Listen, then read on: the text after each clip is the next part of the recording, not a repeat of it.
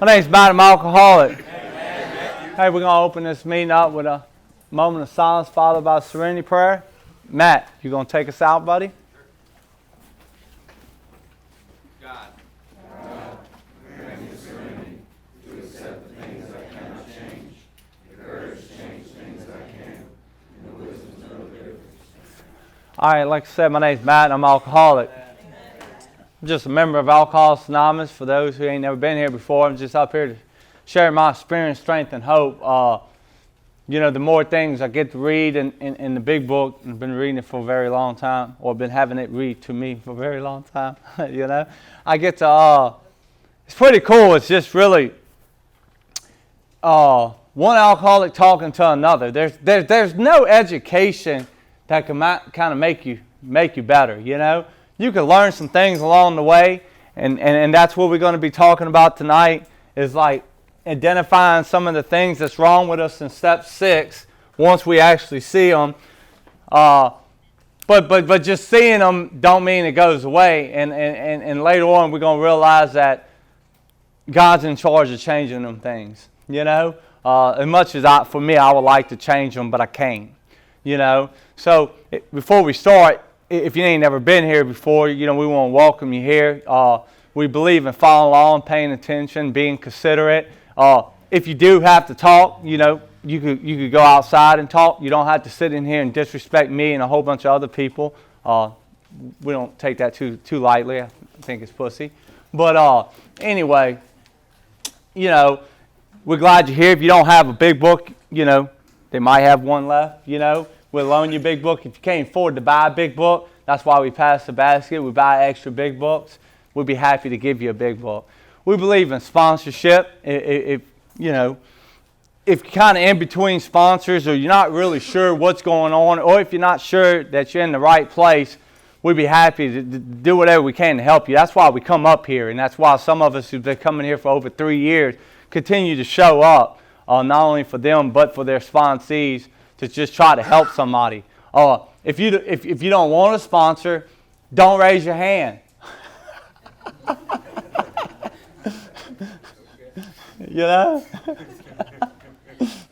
It's not cool that you get a sponsor. You're not going to get a blowjob because you get a sponsor, okay?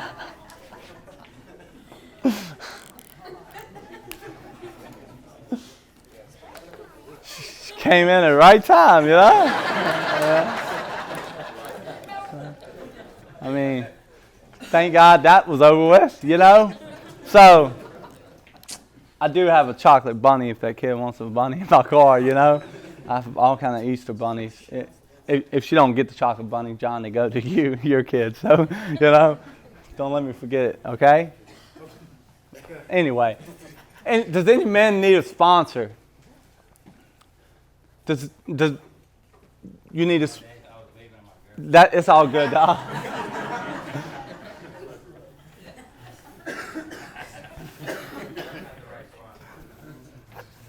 Yeah, this is Alcoholics Anonymous here, man,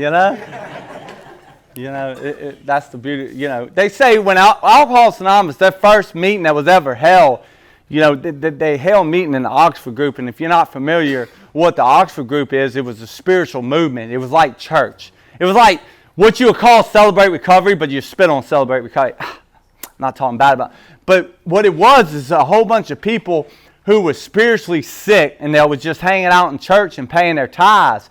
And I mean, you had sex addicts, you had gambling addicts, you had all these overeaters, you had all these people that were spiritually sick, and they confined to the spiritual movement, and it blew them away. It got them back active in church. And the meaning of the story is, it got them back a relationship with God, or Jesus. So, the meaning of the story is the first meeting was held when we broke away 2 months after the big book was wrote.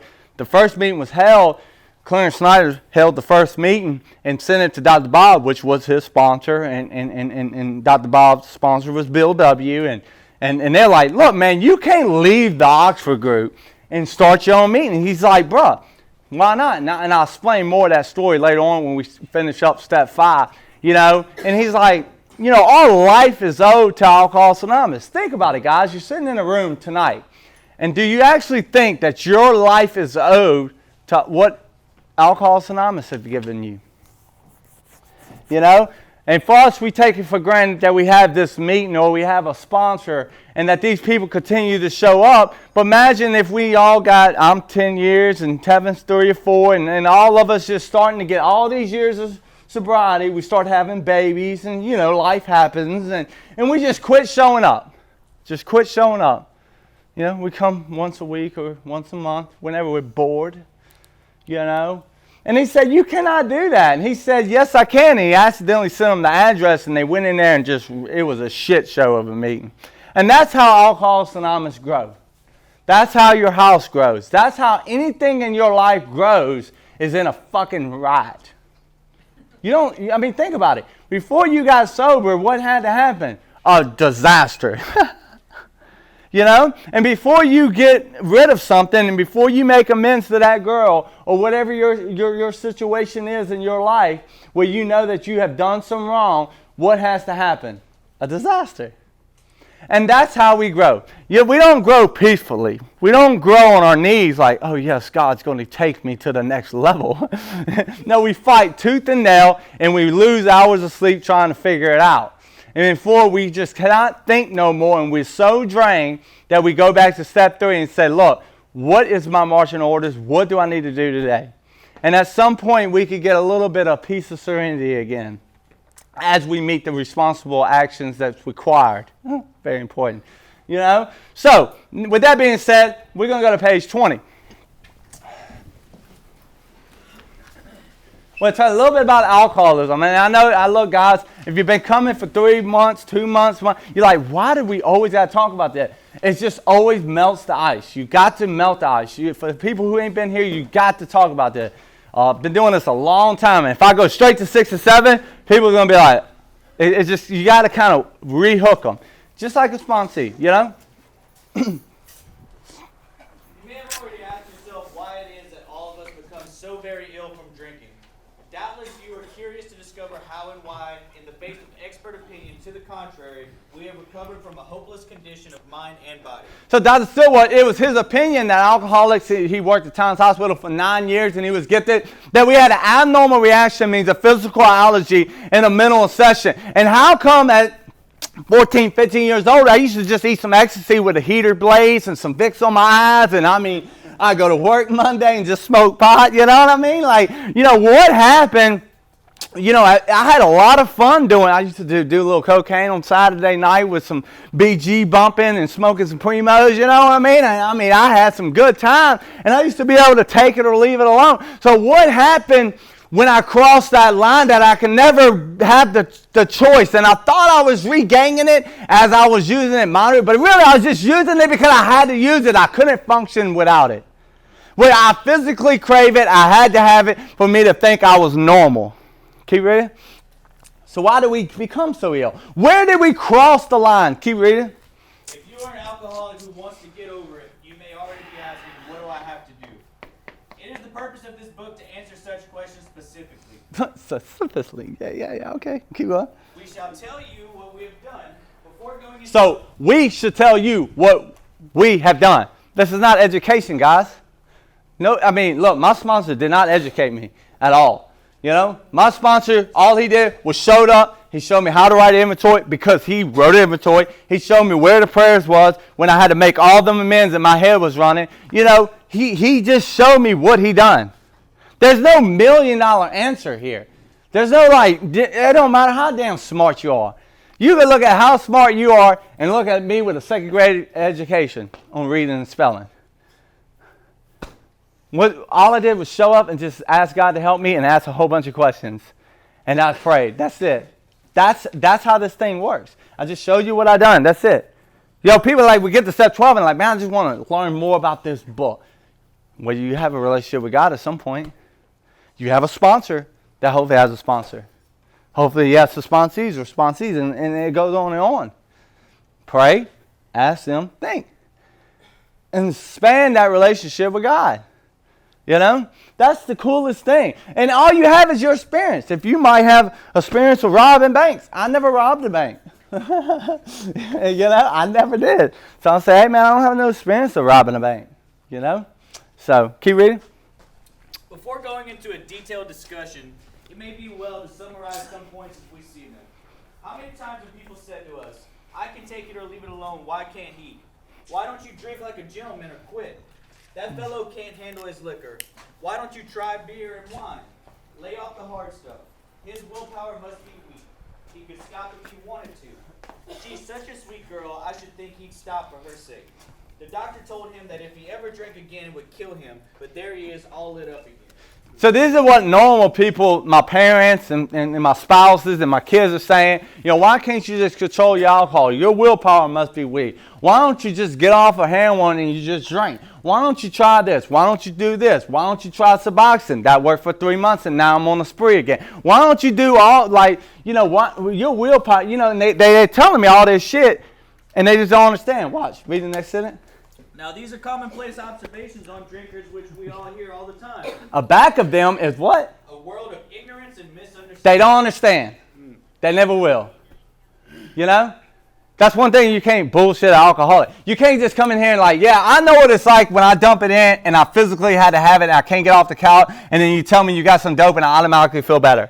You can't bullshit me into that. You can't bullshit me that 90 days sober, I believe a lie to thinking I'm just going to drink or dump some piss or do kratom and that I think it's going to be different when the end result leads to physically having to have it every day to think I'm normal. Swear to God, when I come on that spree and kicked out that howl, dry up, run my ass in the detox, come out 2 days later, the obsession hits me again, right back to the same fucking cycle. And the whole time I'm yelling, I know what I need to do. I know what I need to do. I know what I need to do. You know what I mean?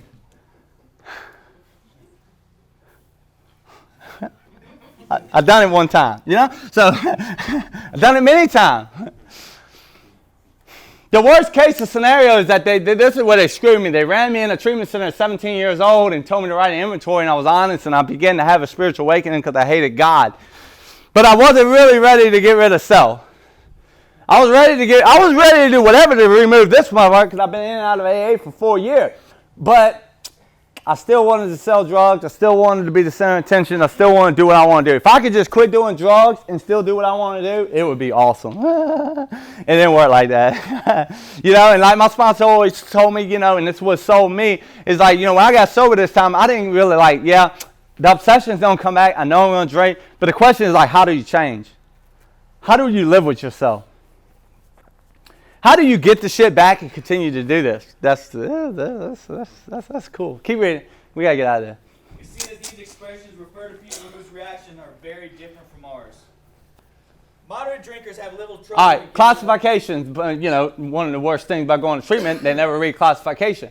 So when I go to AA, I assume that everybody else is a real alcoholic, so I just follow the people that seem pretty comfortable, that might be going to 2 or 3 meetings and having a lot of sex and doing a lot of weird stuff, that seems pretty normal, like the same stuff I've been doing, So hey, this AA stuff's kind of cool, get a lot of dates, we're in, And I just continue to harm people and continue to do what I want to do, and I don't think nothing wrong with it because that's what I've always done. You came over, you never left, and that was just the story of my relationship. So, to sum it up, that it's very important to understand classifications. We understand who we are and what we are. So they have a moderate drinker who... Moderate drinkers have little trouble in giving up liquor entirely if they have good reason for it. They can take it or leave it alone. So the question is asking yourself, can you take it or leave it alone? I don't know. That's for everyone to figure out. Nobody can announce you an alcoholic. They might tell you got to go to 5 meetings a week if you live in one of them compounds. But nobody could tell you you're an alcoholic. Only you could tell yourself you're an alcoholic, and only you could say that you're a member of Alcoholics Anonymous. What's so crazy is that 2 or 3 are gathered. They may call themselves an AA group as long as they're not affiliated with nothing from the outside. But then we got to fill out all this damn paperwork and register with GSO to say that we're an AA meeting. 2 or 3 are gathering. We're AA meeting as long as we're not affecting the other AA or AA as a whole. Keep reading. Then we have a certain type of hard drinker. You got to watch this. I had a lot of these guys sponsor me. Keep reading. He may have the habit badly enough to gradually impair him physically and mentally. It may cause him to die a few years before his time. a sufficiently strong reason, ill health, falling in love, change of environment, or the warning of a doctor becomes operative, this man can also stop or moderate, although you may find it difficult and troublesome and may even need medical So this guy might be on a spree with us and may need medical detox to stop. But change the environment, warning from a doctor, moving, all this other stuff, falling in love. You know, think about it. We hear this when you go in there and pick up a desire chip, and this person say, hey man, my wife left me, I came to AA, and I just keep coming back. I put the plug in the jar. What the fuck? Okay. You know? Like what does that mean? You know? You know, there's some people just like, man, just surrender it to God. It's going to be okay. But you don't understand what goes on with an alcoholic tendency. You know, yeah, I surrender to God, but as soon as you tell me to surrender to God, then I think you're judging me. And then I don't think you understand what I understand. Then I don't even want to tell you what's going on in here, because then you think I'm a psychopath. Yeah. You know? And until you labor with a whole bunch of people, then you don't mind telling anybody what the hell's going on in your head, because you realize everybody else got shit going on in their head. And you just want to be, that we could both have shit going on in our head at the same time, and we can hopefully get out together. You know? Keep reading. But what about the real alcoholic? He may start off as a moderate drinker. Or a real alcoholic. He may or may not become a continuous hard drinker, but at some stage of his drinking career, he begins to lose all control of his liquor consumption once he starts to drink. Keep reading. Here's the fellow who has been puzzling you, especially in his lack of control. He does absurd, incredible, tragic things while drinking. He is a real Dr. Jekyll and Mr. Hyde. He is seldom mildly intoxicated. He is always more or less insanely drunk. His disposition while drinking resembles his normal nature but little. Think about it. Normal nature. You dry up and get sober, you seem what? Normal. Huh? We may be what? One of the finest fellows in the world. Keep reading. What? Yet let him drink for a day and he frequently becomes disgustingly, even dangerously antisocial. You know, anybody ever got sober and you just like sobered up and you're like, yeah, man, I'm glad that shit's over with. You know, like, hey, I feel so good. I ain't even thought about using. You know, and then boom. Maybe you just do some kratom. How about you sell some dope? Maybe you get a little blowjob. You know, you start taking all this shit. Hey, man, I just need to work a lot. Hey, man, I like to have 10 pairs of shoes and not make no amends. You know? I'm going to post all my new outfits on Facebook. Let everybody know about my new clothes. It take me 30 minutes to get fucking dressed. But I don't care about what you think about me. Okay? Keep reading. He has a positive genius for getting tight at exactly the wrong moment, particularly when some important decision must be You about to get off probation. You got another charge. Right on. Yeah, come on. Keep going. Yeah. That was me. Yeah, I had charged at 3 different parishes. Keep reading. He is often perfectly sensible and well-balanced concerning everything except liquor. Huh, work 40 hours a week, 60 hours a week, build all this shit up, and get a new Galaxy 10, get sober, and trade the bitch for a dope man. Yeah. Anybody ever build all this shit up and just kept tearing it down? I used to build this shit up and then go to jail, had to sell it all off, pay the lawyer, try to bond out just to get some payroll, get out on parole. You know? Them people balling right now in jail. They got stimulus checks and everything, boy. You know how much shit you can be making in jail right now? Yeah, you get a couple of them boys under your wing, you be doing well up in that bitch. Didn't you got a check? Oh, shit. You running the gambling table? Everybody gambling. Oh, let me get out of there. Go, keep reading. But in that respect, he is incredibly dishonest and selfish. He often possesses special abilities, skills, and aptitudes, and has a promising career ahead of him. He uses his gifts to build up a bright outlook for his family and himself, and then pulls the structure down on his head by a senseless series of sprees. He is the fellow who goes to bed so intoxicated he ought to sleep the clock around. Yet, early next morning, he searches madly for the bottle he misplaced the night before. So, you know, I didn't have to search for my bottles because I never really hit them, but I hit my dope a lot. Yeah, you know, and I'm an old crackhead, meth head guy, go back and forth. So if I hide in one place, I always hide in a different place the next time. And then I hide in this place the third day. And then the fourth day I hide in this place. And then I got Tony Satcher dunked all over the bedroom, you know? So, because I always think somebody's watching me. So, you know, I keep hiding it. So the next morning, it might take me 40 minutes to find my shit. I got to go in all these places and trying to think. I remember one time, one Thanksgiving, I was going over to my family's house. And I was belligerent, you know, and blacked out, eating Xanabar Boy, and I woke up. And I remember going to bed with 20 somas. And I had them old wind pants that had the white shit on the inside. And I had a hole in the pocket. I forgot I had a hole in the pocket. So I wake up, still wearing the clothes you had the night before. Probably ain't brushed your teeth or nothing, So wake up and I'm like, man, got jacked last night. And I think I got jacked. And I ran around like for an hour, bro. I done cussed out my sister, about to call her hands. So you got me last night on all them songs. I know you did, And then I realized I had a hole in my pocket. So they're all crushed. Can't sell them. You might well BC powder them. Yeah. They still got pictures of me like that. Yeah, it was Thanksgiving Day. I'm taking group pictures. Drawing outside my house. A little summer coming with a little twitch,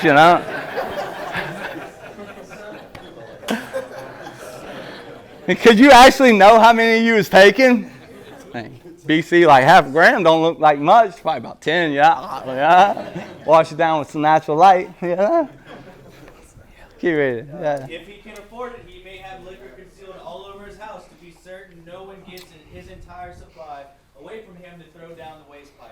As matters grow worse, he begins to use a combination of high-powered sedative and liquor to quiet his nerves so he can go to work. And that's what happened with me. As matter, I was drinking and smoking bud, and then Roach 10 volumes came in my life at 14, 15 years old.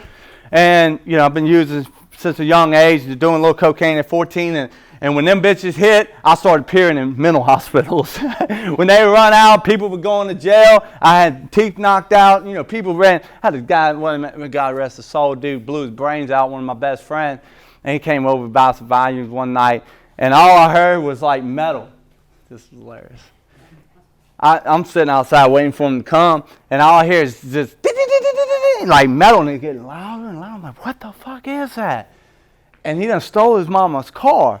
And he hit everything. There wasn't a straight piece of metal left on it. The tires was flat. It was on fucking rims. And they had sparks coming off that bitch. And when he hit the gravel, it was a tread. It looked like a train track rolling that bitch.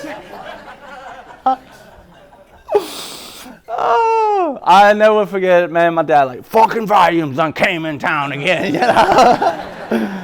People fighting, people going to jail, And that's what happened. I appear in this mental hospital, and I'm depressed, and I'm wanting to get sober, and shit's getting bad, and, all these things are happening, and I want to get sober. This is where my experience comes of being in and out of AA, And I said, man, I'm going to go to AA. My mom had about 5 or 6 years at the time, And I'm like, man, I'm going to go to AA. And I get out, and they started giving me low milligrams to wing me off, Maybe give that to y'all on that heroin shit y'all take. So by the time I get off, I'm doing push-ups. I'm going to meetings. I'm like, man, I just smoked a little weed. The shit ain't even out my body yet. Like the first 3 days of sobriety, for me sitting in detox, my mind's telling me I got it, I know what I need to do, and I'm wanting to get the fuck out of here. And sometimes I engage that shit and leave and think I'm going to know what I'm going to do, but I hit the fucking street running back to the dope man. And that's the miracle that today that we get to get sober, but the grace of God is how long does this person stays removed, this obsession. This mental obsession is based of self. Maybe I could do one, maybe it'd be different, And what happens is I get complacency in here. All my years of sobriety, I do a little fourth and fifth step, come off my knee, feel good, think God removed all this and everything's great. And I'm no longer seeking God. I'm talking to God, I'm reading God, but I'm no longer seeking God. And that's what this whole thing is for me to see when I got sober, how desperate I am to want to change. That I could wish to be more. I could wish to change. I could wish to quit selling drugs. I wish I could be an employee, and I only do it temporarily, and I leave everybody with their cock in their hand and open up shop. And next thing you know, I'm following the police around, and the only time I call my people is when I'm in jail. And then I hit up the girl that loves me so much that would do anything for me, but I only talk to her when I'm locked down because I know she's going to jost me out.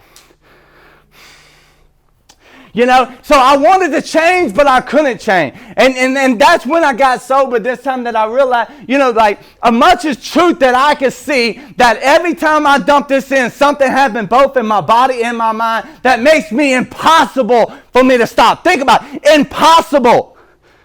Like mission and fucking possible. It's not like, oh yeah, I dumped this shit in, I smoked a few joints, oh yeah, you know what, we're gonna go back to A, nigga, yeah. I might say this shit, but I never return. Next thing you know, I'm at the Red Roof Fair counting rocks, patting people down, coming in the door, hands on the wall, motherfucker. I think I'm serious. Hands on the fucking wall. Yeah? But you strike that lighter too fast. I kick you out that bitch. No, you didn't even cough when you strike the bitch. Get out. Get it. Go. Think of bullshit. Throw the whole phone out the window. Gotta go. You know? So the thing is, yeah, it made me impossible to stop. I wanted to stop every night. I swear to God, I wasn't gonna drink again. I didn't want to drink it. I used to do my last year spree. I would do that shit, and I'd do it, and I didn't want to do it. And, you know, I had somebody in here I used with that's in here tonight, and she'll tell you, she'll be up all night, and I'm just like, nope. I'm swearing to God, I'm not gonna do it. And I get rid of it, and I have a little bit left to do, but I'm like, I ain't. And I wake up, and you know what I do? I do it again. I do it again. And I know by being in and out the program, I could get sober, but I couldn't stay sober. See, the question is, but for me, I looked at me. I didn't give a fuck about anybody else. Everybody else, if I match myself to you, that might not work. I looked at me. When I got sober, I'm willing to do whatever it takes for like 2 weeks. And by 28 days in a fucking treatment center, and I did 3 weeks, I'm already cocksure in this of what I fucking need to do. And what happened, I used you temporarily to get me connected to God, just enough to build this relationship with this girl, or fuck her over to fuck her mom, or whatever the case is. Damn it, the kid. One day God's gonna take this phone. But you know, I build this stuff up, all this stuff. We're gonna beat all this stuff to just tear it back down again. I use these people temporarily just to get me connected to God. But I never wanted to do this. I said, yeah, see what you're doing. Looks cool, but I just need to work the steps, get some of this stuff off my back. Still had it figured out. Yeah, man, but my hope was that this guy that worked with me was 4 years sober, still doing service work, still willing to sponsor me, still showing up to meetings, give me some kind of goddamn hope. Like, how do you stay excited about this? You know, because me, I start to think I'm okay, and I start trying to live my life and hitting the meetings and doing the bare minimum. And next thing you know, I dump the shit back in my body. And the bad thing is, when I dump it back in my body, I think everything's great. And then when I dump it in, I want to feel like I felt when I first did the inventory. And that's a good indicator that everything wasn't fucking great. That I couldn't see how sick I was. And that's what we're going to be talking about tonight, that we can't see the truth. Shall the truth shall set you free, but I can't see it. I still can't. I can only see so much of it. And that's what my sponsor said. Like, when I'm doing a 4-step, I'm like a horse with blinders on, and I can't see nothing. And I just go by instinct and feel. Instinct that you're going to mess me over. Instinct and feel I need to protect myself and not love you because you're going to harm me. And I just go by instincts. And at the peak of this 4th and 5th step, these blinders start coming off, and I start actually seeing me. And I start finding the truth. See, we came to believe that a power greater than us could restore us to our right mind, because evidently I was insane. And I kept believing other things was going to make me happy. Women, cars, clothes, all this external shit. I cleaned myself up so good on the external that it never was enough. But I couldn't see the truth until I was completely broken. And I was just doing this with what this guy told me to do. You got the steps we took? Read that. You get ready to go to 74. Step 5 is a subtle step. In fact, we might easily assume the attitude that it can be avoided. If we go back and examine the whole process of the steps thus far, we can see that the goal of the process is to find the truth. The Bible talks about knowing God in spirit and in truth. Ultimately, we may see God as the truth. The whole process of the steps is built around this fact. In the first step, we understood the problem. We were looking for the true nature of the problem. Once we saw it, we came to believe in a power greater than ourselves that will restore us to sanity, and that is the truth. Sanity is the truth. Came to believe that power greater than you. Power is truth. So the truth is that the obsession's coming back. The truth is I have an abnormal reaction. And the truth is that I never could fix it alone. Think about it. If you could, then do it. Some of you might can. I couldn't. Still can't. 10 years sober, going on 11 years. I still can't see my shit. I still can't fix myself. If it was some kind of magical shit that God revealed to me through this book and all these 100 sponsees later that I worked with, I wouldn't be up here sweating like a whore in church. They already cut off the AC. We're up to 75 because the electric bill is too high. This is the first step into kicking us out. I've been around. Trust me, this is coming from a motherfucker who's been banned by 95% of treatment centers in Baton Rouge. This is the first stages, so we're fucked. You know? So,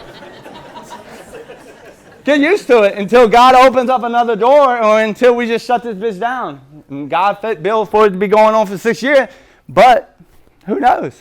So I say treasure it, but you can't do nothing about that. Motherfuckers leave cigarette butts over there and find cranium bottoms in the fucking parking lot. I'll be like, the last church, we was on our last fist fight in the parking lot. You know, they said, one more fight, Matt.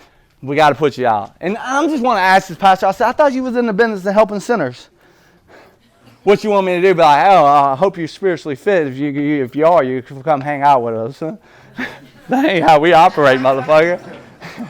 I'm sick and you're sick, and you know what? We're going to get a little bit better when we hang out. You know? If you get sick together, you're in a world of shit. But we came here to get out our shit. You can tell me your shit, makes me look at my shit. Reminds me of the shit I'm supposed to be praying about, and that's how this shit works. Can you read it? In other words, we came to believe that truth exists. In step 3, we made a decision to turn our lives over to the care of that truth. In order to act on that decision, we needed to find out what was blocking us from the truth, and we did that in step 4. The fifth step is a further search for the same thing. Step 5, we examine the information we found in step 4. Why? And make sure it's the truth. Because it's not the fucking truth. We only see it one way. Keep reading. We try to improve on the truth we found to get a better quality of the truth. Step 5 is an evaluation of the inventory and an attempt to get a better look at the information we gathered in the inventory process. Why is this improving on step 4's truth necessary? Here it is. Think about it. If an individual has had a problem for weeks, months, or even years and didn't know he had a problem, it's pretty obvious he is not an expert on the truth. That sucks. After going through the first 4 steps, we don't rely on the information as we see it. We don't have a good record of the truth. We don't have a good record. We have a perception of what we think is the truth.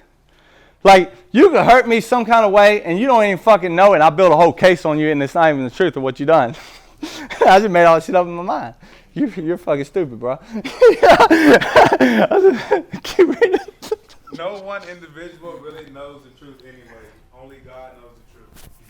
We human beings have only our perception of the truth. We can see now that before step 1, our perception of the truth is very distorted. Thus, we don't want to rely on a limited, perhaps distorted opinion of what we found in the inventory. Step 5 is getting an outside viewpoint, a different look at things from God, ourselves, and others. Okay, so as they building us up for this, pick up reading, Michael. Go down at the bottom. Yeah, go down. Notwithstanding. Yeah, notwithstanding anything. Notwithstanding, at the bottom of 74, notwithstanding the great necessity for discussing ourselves with someone, it may be one is so situated there is no suitable person available. If that is so, this step may be postponed. Only, however, if we hold ourselves in complete readiness to go through with it at the first opportunity. We say this because we are very anxious that we talk to the right person. It is important that he be able to keep a confidence, that he fully understand and approve that what we are driving at, that he will not try to change our plan, but we must not use this as a mere excuse to postpone. When we decide who is to hear our story, we waste no time. We have written an inventory and we are prepared for a long talk. Well, prepare for a long talk. That means we're not going to be like, okay, 3 or 4 resentment. You see what's going on here. What about your fears now? What kind of bullshit's that? Yeah? I'm sorry you got a date in fucking 2 hours. I'm sorry you got a house meeting you're supposed to go to. What the fuck, a house meeting? You know, sometimes it might take 5, 6 hours. You know, the longer you stay sober, you get them done in about 5 hours. When you first start off, you're about 7, 8 hour events. Yeah.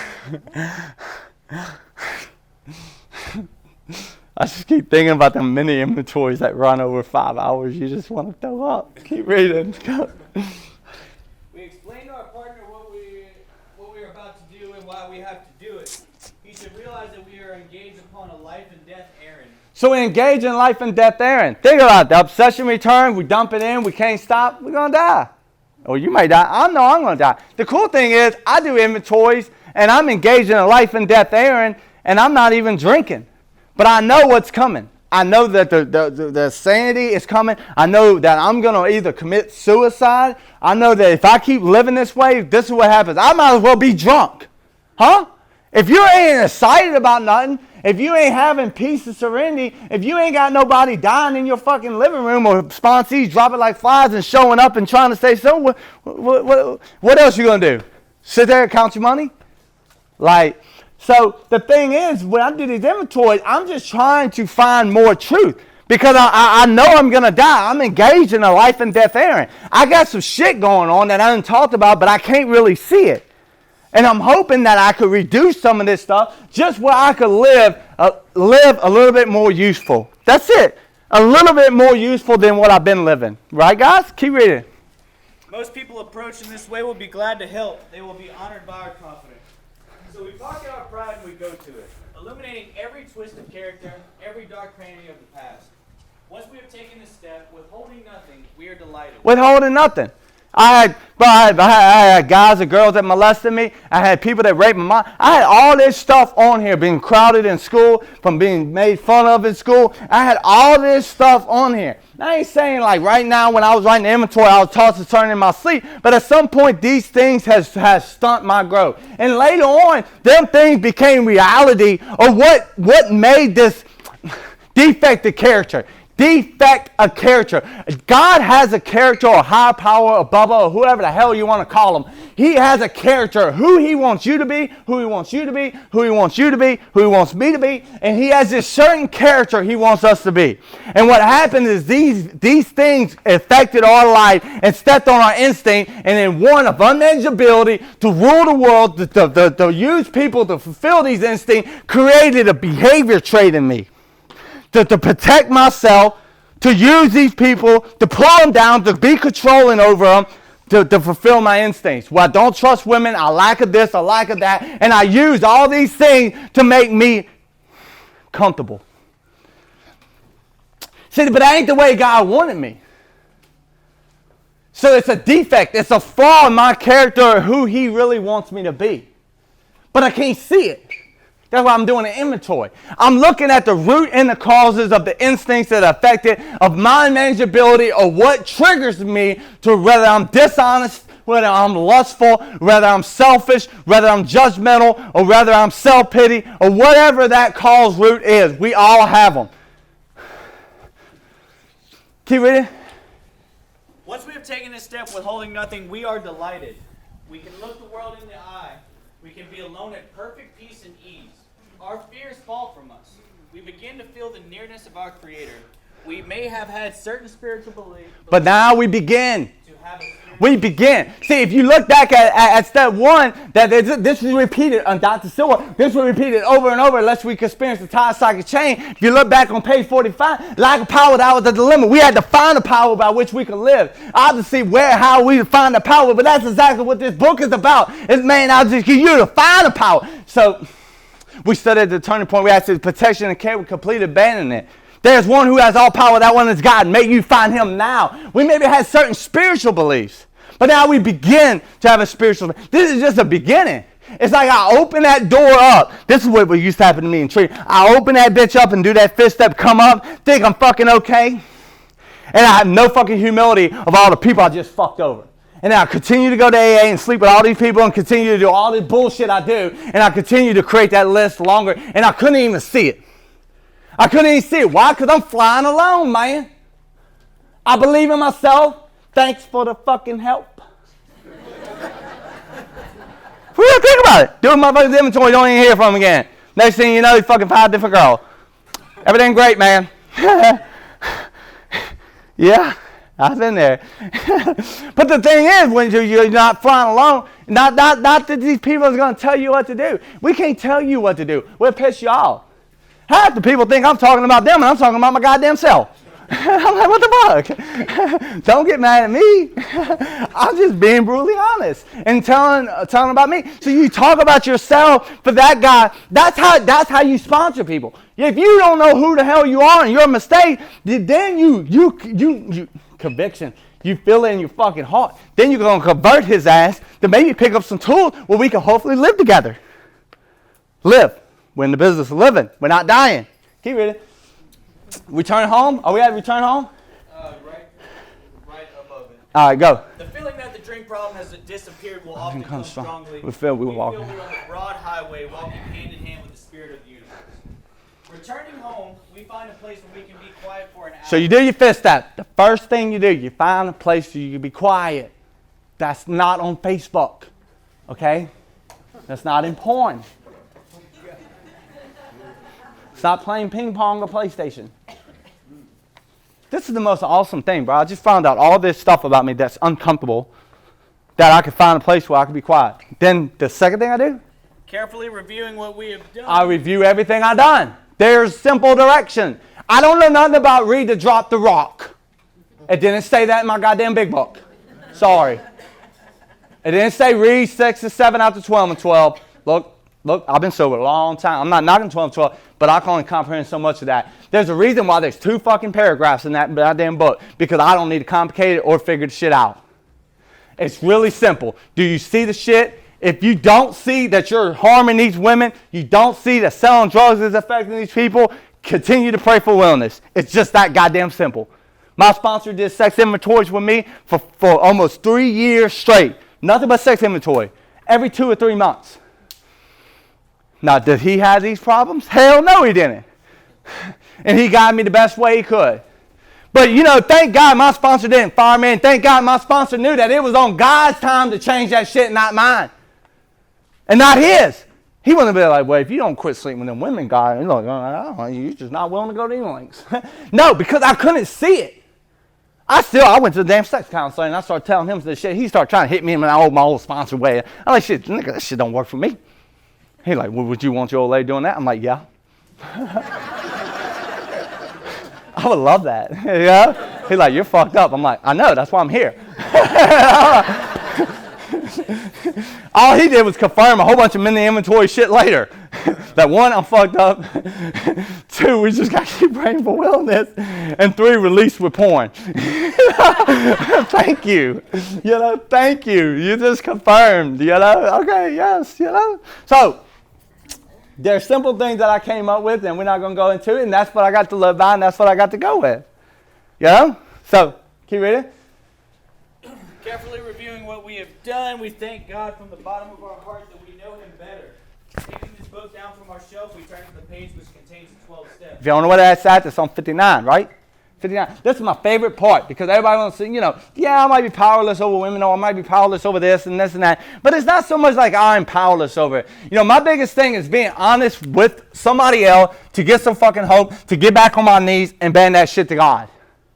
Because that's all that on step 3 is in my unmanageability of me trying to micromanage this or just rearrange this, or if this person would text me back, or if this relationship would go this way. As soon as it goes that way, I don't want it no more, and I throw the shit to the side. Because that's just how selfish and self-seeking and inconsiderate I want. Or if I do get it, it was too easy.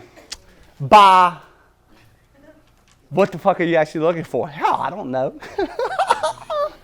Oh, that's the worst. God, keep reading. Go, man. Don't leave me. Carefully read. Sorry, I lost my You're killing me. The first 5 proposals, we ask if you have omitted anything. So I made sure, I was honest with myself. I came to believe in this solution. Without step 2, there's no omitting complete defeat. That's like you saying, hey, bro, you're going to literally mind screw yourself to death, and the obsession is going to continue to return until we bury you. At some point, you come to believe that what this guy's doing, he's just like you, he talks like you, he thinks like you, and he seems to stay sober and continue to do that, and maybe that this could work for me. Period. Without such a, I can tell you allergy, mental session, boo, and I can tell you don't love your family. I can tell you this, I can tell you that. It don't matter. The question is, this is what I do. This is how I used to be like. This is what I'm trying to do today, and I'm still crazy, but we could grow together. You know, because you can educate me all you want, but at some point, I feel like you are a witch burner. You're going to keep telling me 10, 11, and 12 till I'm fucking blue in the face, goddammit. But how does that work with you? How do you write that shit out? How do you listen to God? How does the shit hit the fan with you? Who are you calling and who are you trudging with? Or am I just the only one that thinks these crazy shit and I can't go to bed at night? Tell me.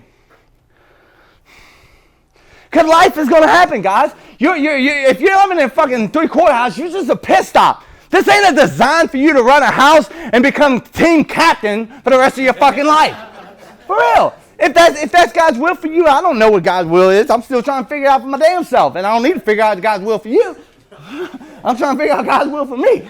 And try not to fuck nobody over along the way and make amends later. So the thing is, but it's just a piss stop. You're going to have kids. If you don't have kids, you're going to get kids back. You're going to get your family back. You're going to get a job. You might have a car. Yes, shit like that. So how do we maintain this order? How do we do this shit and maintain it without controlling it?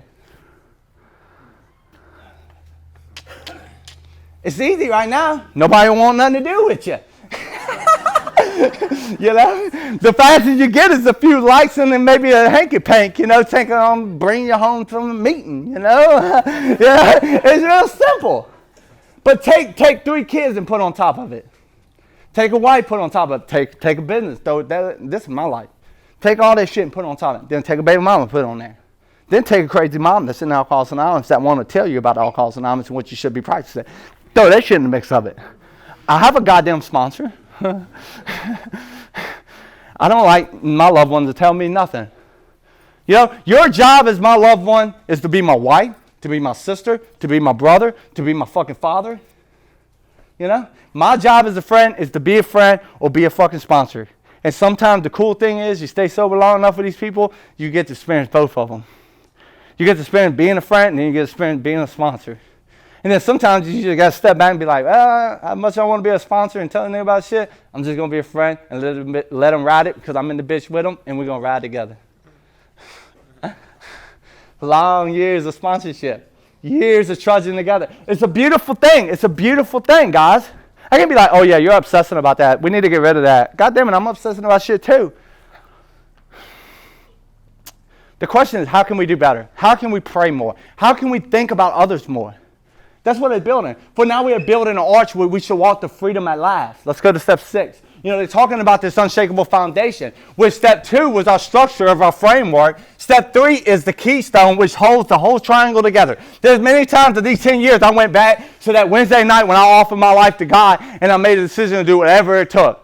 You know, when the shit hits the fan, I go back to, hey, I made a decision to show up here. I made a decision to do that. And goddamn it, I wish, you know, me and him, we were just talking. We wish we was at like a year sober, 6 months sober. Like here, you know, y'all be like, man, I wish I was where they at. 4 or 5 years sober, having a relationship, having babies, have cars, dishes going on, houses. And we over here like, man, I just wish I was 6 months sober like you, just trying to help every fucking soul that comes in contact with me, praying about this list. No way I'm going to ever fix this shit. That was the most happiest I ever was. One, there was no time but shit, recovery, work, and God. And knowing that I had all these amends. You know, I don't know about y'all, you know, when I got sober, I looked at every person I ever came in contact with, I fucked over. Every single person. Every single person. And there was some amends I didn't know how I was going to make. And God made all that possible, as we're going to talk about next week. So at step 6, it's so simple, guys. Look, you do this in your hour of power. That's the secret. You come off your knees. And when you come off your knees, I'm like, okay, boom, 8, 9, let's go.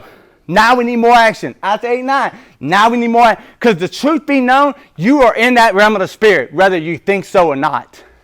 And you know what that realm of the spirit is? Either you have pride or you have guilt and shame and remorse. And your mind's screwing you how I'm going to make all these amends. Why I don't even want to look at that. And you're pushing that shit down. And then your instincts here, our will comes back and sets in. Then they throw you them instincts. So the first thing I used to do when I get out of treatment, I start posting all these pictures. Start doing all that. Because your instincts are dominating you.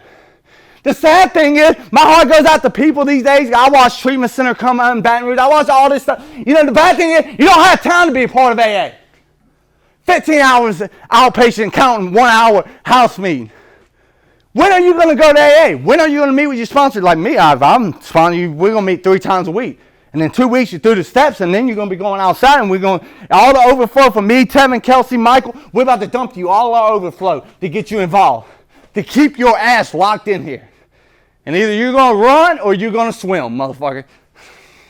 That's our job as sponsors. If you're desperate enough to get in that bitch. I understand. I used to look at my sponsor. I'd be in and out the room. I'm like, them dudes look like they fucking serious. But when I had no other option, what? I done been through the steps 5 times. I kept getting sober. I kept relapsing. I could get sober. I stayed sober 2 or 3 years and went through the steps. It ain't did me nothing. I ended up back on the same spree selling dope for 1.5 years. Till I relapsed. I'm right back to square one. The question was, when I got sober, it was like, how can I maintain this order? How can I keep this? And when they give me a job, I had a sense of duty. I had a responsibility. And that's something I can never repay back. Think about it. You get them guys coming in your living room, nodding out, still using, asking you for help. And the only difference between you and him is that he's high and you're sober, but y'all both made the same fucking mess. And you like, why am I still here? But you don't know. You just keep getting on your knees when you're tired night, and you just keep trying to show up. That's it. But without that, what you got? What you got? Oh, you realize, pack your shit. Deuces. Oh, when you get locked up, I'll post your fucking picture and smash you on Facebook. What kind of bullshit's that, man? Sorry. I ain't talking shit about nobody. But I'm just sorry. Like, that ain't what we do here. That ain't what I was taught. I've been in and out of AA for 20 years. That ain't what I was taught. No matter how many times that guy realized we're going to still be here until he dies, and we're going to get that goddamn card, and we're going to put that bitch in our book. It's our job. We love you when no one else does. Think about it. For nothing. Well, we don't get no insurance. We don't get no money. We don't get nothing. What we get is peace. And we know what it's like to be alone. We've been alone our whole life and never fit in. So in step 6, if we can answer to our satisfaction. We then look at step 6. We have emphasized willingness as being indispensable. We are now ready to let God remove from us all the things which we have admitted are objectionable. What is objectionable? The shit you can see. Look, guys, you might not be able to see. Playing on the phone in a meeting, you might think that's okay. And you know what? That's fine. It's not okay with me. You know? I mean, that's not my shit. If you want to continue to do that, do that.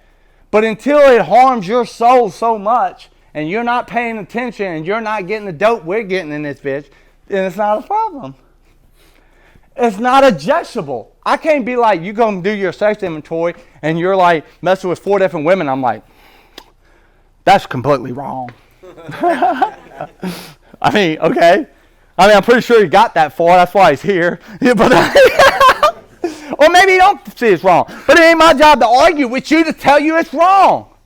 I'll tell you, if I have experience, what I do, I would tell you all about it, you know, and what it came to.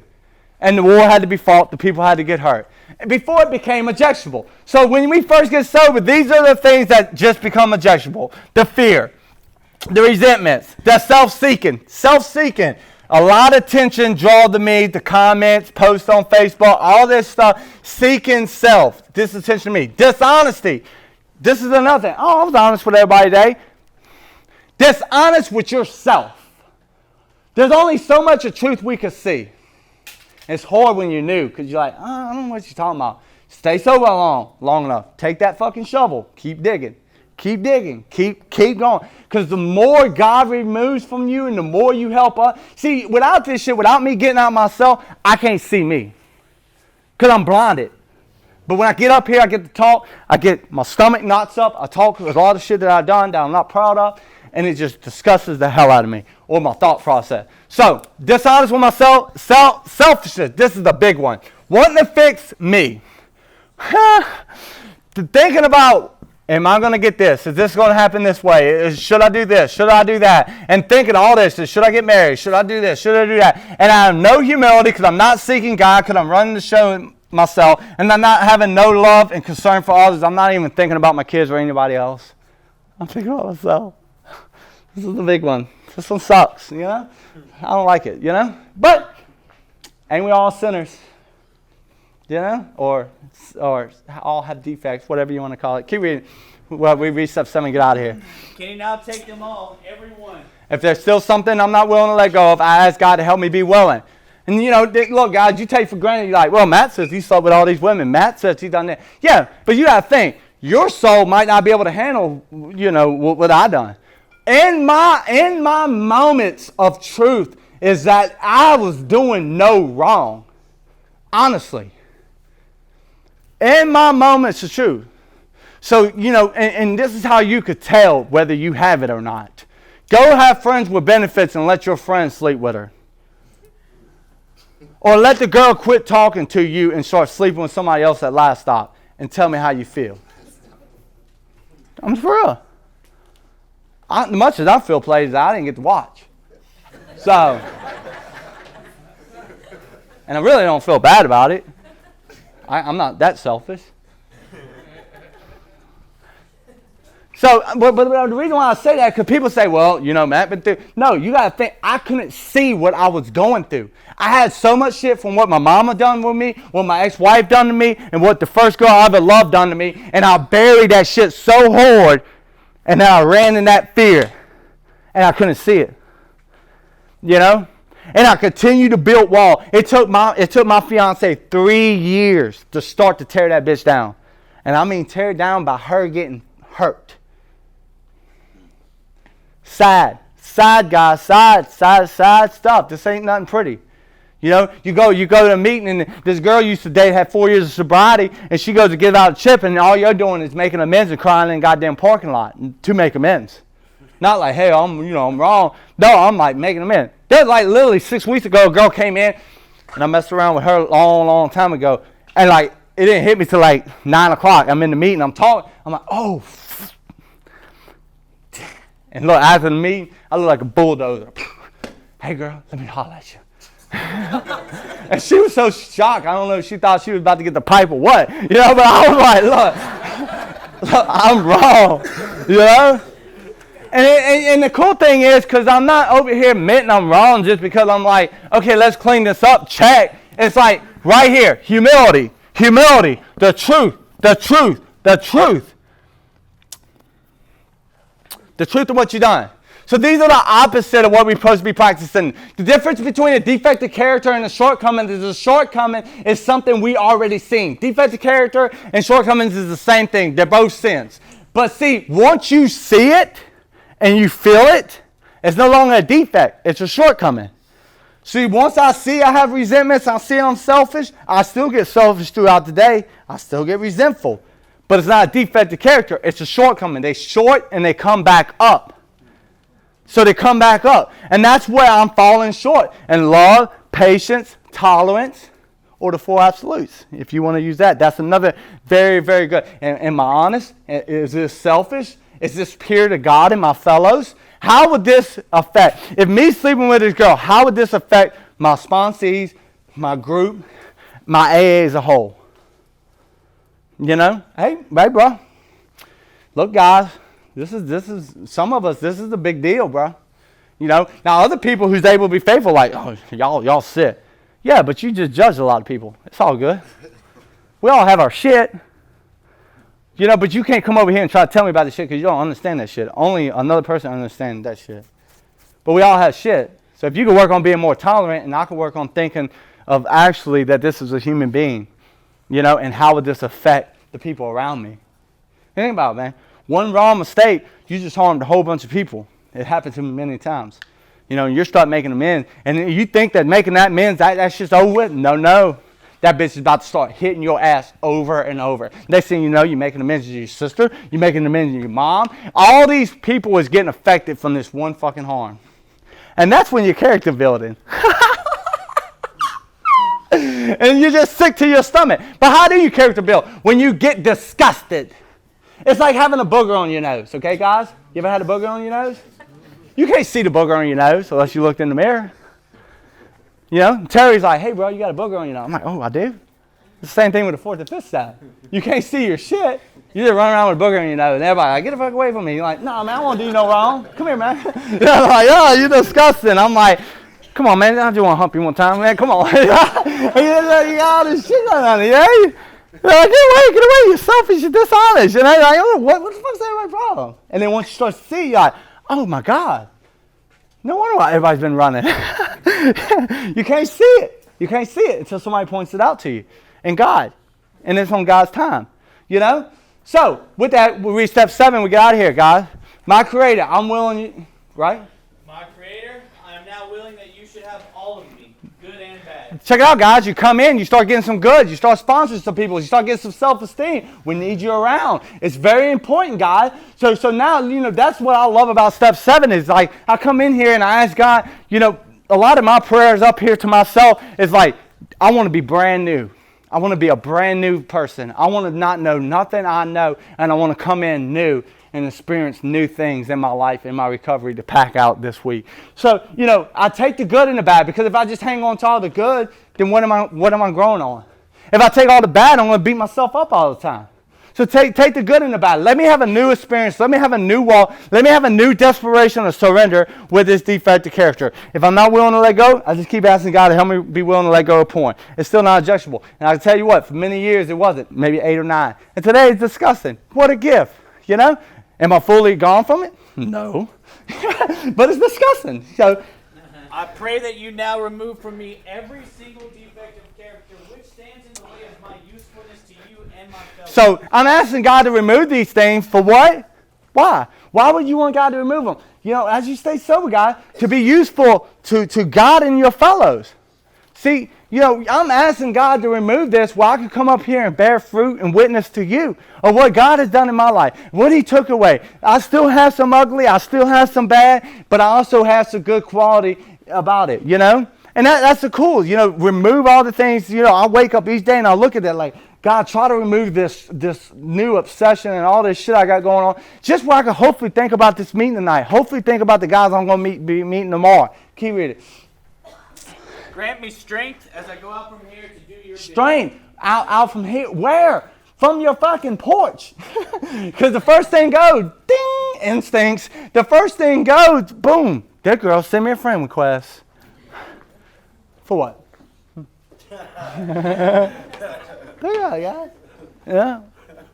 Give me the strength as I go out from here to do your will, to try to love people, to try to show patience, to try to be considerate. Keep reading. Oh, that was the end of the prayer. Grant me the strength as I go out from here to do your bidding. Amen. What's after that? We have completed step 7. We have completed.